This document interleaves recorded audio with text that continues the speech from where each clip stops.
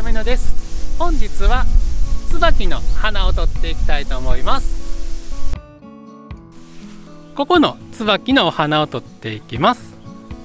で、背景のところが今これ逆光なんですけれども、ここの葉っぱがピカピカ光ってますので、これが全部玉ボケになってくれると思います。なのでこっち側を背景にして、ここの椿の花にピントを合わせて撮っていきましょう。で、椿のお花が下向いて咲いてますので、咲いている方向の空間を空けてあげるとバランスのいい写真になりますので、今回の場合は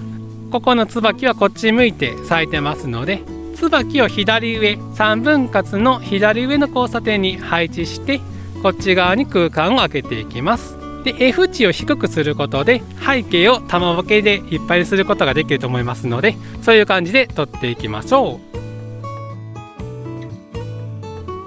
はい、カメラを設定していきます。 F 値は4に設定しまして、背景を玉ボケさせるのと少し絞ってあげることで玉ボケを綺麗な円形にして撮っていきましょう。シャッタースピードは250分の1秒出てますので、手ブレしないので ISO カーの100で OK です。露出プラマイゼロのマルチパターン速攻を使って撮っていきましょう。はい、撮れた写真がこんな感じになります。ピントの位置は椿の花のど真ん中に合わせて撮っています。F 値4に設定したことで背景が綺麗にボケまして、で、玉ボケも綺麗な円形になりましたので、全体的に華やかな写真になったんじゃないかなと思います。椿の花は3分割の左上の交差点に配置しまして、椿が向いている方向に空間を空けて撮っています。そうすることで写真全体のバランスが良くなりますので、向いている方向をちゃんと気にして撮ってみてください。それでは次撮っていきましょう。はい、次はここの椿を撮っていきます。光は反逆光のところになってまして、椿の左側に光が当たってまして、右側は影になっています。その陰影が綺麗だったのでここを選んでみました。で、ここ横構図で撮ってしまうとちょっと余計なものも入ってしまいますので、ここは縦構図で切り取って撮っていきます。で、この隣にあるこの木の枝に寄り添っているような感じを出して撮っていきましょう。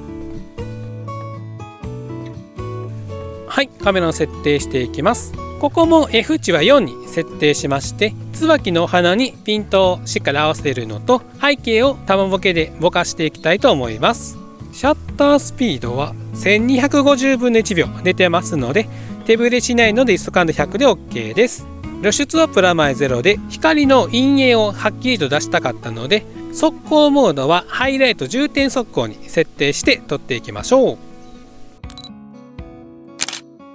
はい、撮れた写真がこんな感じになります。ピントの位置は椿のお花の一番手前のところにピントを合わせて撮っています。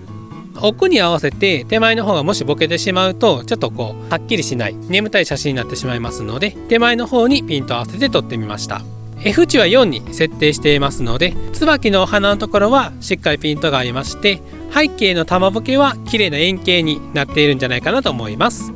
ハイライト重点速攻に設定しましたので、一番明るいところが適正露出になりまして、それ以外は暗めに撮れています。そのおかげで左側に光が当たっている椿と右側が影になっている、そういう陰影の差を綺麗に出せたんじゃないかなと思います。で、暗い背景の中に白い玉ボケがポツポツとありますので、そういうところもいい雰囲気を出してくれたんじゃないかなと思います。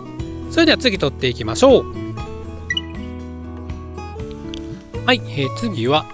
足元に落ちている椿の花を撮っていきましょう。咲いて終わってしまった椿の花が結構いろいろ落ちてるんですけれども、ここが木がいっぱいありますので木漏れ日が当たって綺麗です。明るいところと暗いところとありますので、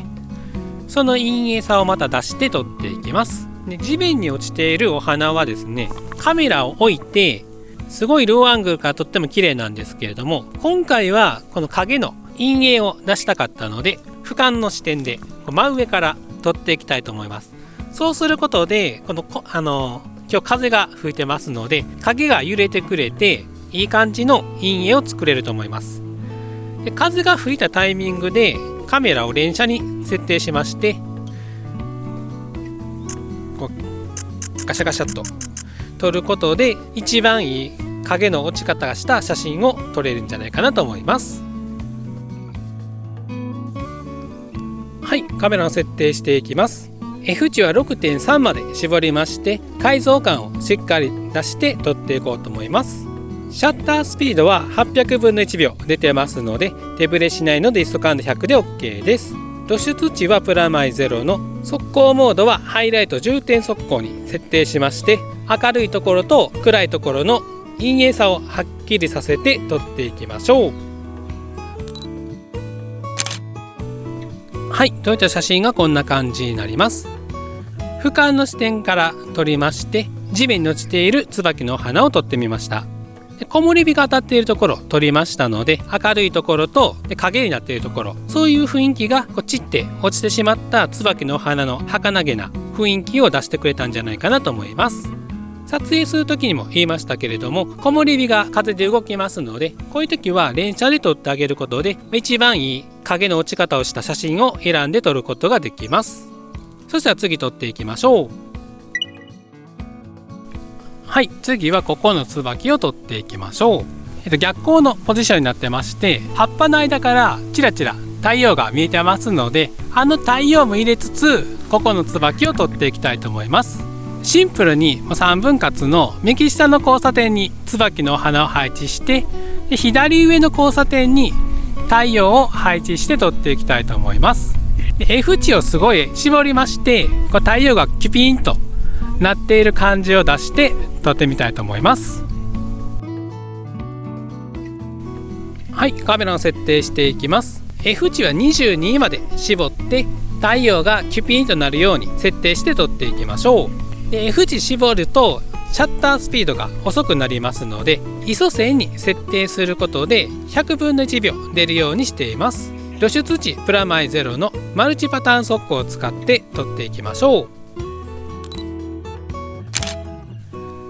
はい、撮れた写真がこんな感じになります。ピントの位置は椿の花のど真ん中にピントを設定していまして、背景の方は絞ってるんですけれども、なだらかにボケてくれていると思います。F 値22に設定したことで太陽の光がキュピンと光場が出ていて綺麗かなと思います。で構図はシンプルに3分割を使いまして、右下の交差点に椿の花、左上の交差点に太陽を配置してますので、全体的にバランスが整った写真になったかと思います。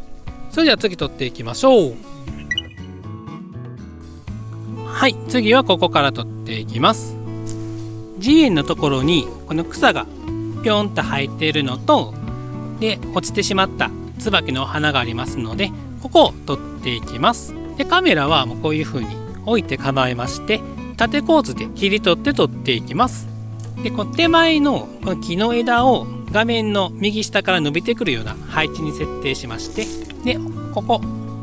をメインに撮っていきます。で背景に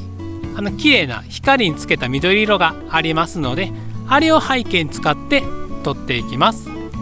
手前の部分はこの枯れ木、枯れ枝とか枯れ葉とか枯れて落ちてしまった椿の花がありまして、ちょっと寂しい雰囲気なんですけれども、背景に新緑の緑を入れることで、古いやつと新しいやつっていう対比にすることもできると思いますので、写真にテーマ性を持たせるというか、そういう感じを含めてここから撮っていきます。はい、カメラを設定していきます。F 値は5に設定しまして、手前の葉っぱと椿の花のところはしっかりピントがあって、手前とか奥の方はボケるような、そういう F 値に設定してみました。でシャッタースピードは200分の1秒出てまして、広角で撮っていきますので手ブレしないので ISO 感度100で OK です。露出値はプラマイ0に設定しまして、速攻モードはハイライト重点速攻に設定して、手前の部分のちょっと儚げな雰囲気を出して撮っていきましょう。はい、撮れた写真がこんな感じになります。ピントは左側の椿のところにピントを合わせていまして、F 値は5に設定しましたので、手前の部分と奥の部分はボケて撮れています。そのおかげでこの椿の花と葉っぱのところ、そこに目線がいくような写真になったんじゃないかなと思います。画面の下側は枯れ枝とか、枯れ葉とかで枯れて落ちてしまった椿の花とかがありまして、背景の部分は新緑の緑が入ってますので、枯れてしまったものとこれから新しく生えてきた葉っぱ、そういう対比を作ることができたんじゃないかなと思います。はい、本日は椿の花を取りに来ておりました。今まで椿の花はあんまり取ったことがないので、いい感じに撮れたのかちょっと今のところわからないんですけれども、僕の写真の雰囲気を出して撮れたんじゃないかなと思います。で、椿の花は咲いているやつはもちろん綺麗ですし、地面に落ちてしまった椿もいい雰囲気を出してくれますので、ぜひ近くの公園とかに撮りに行ってみてください。それではまた次の動画でお会いいたしましょう。さようなら。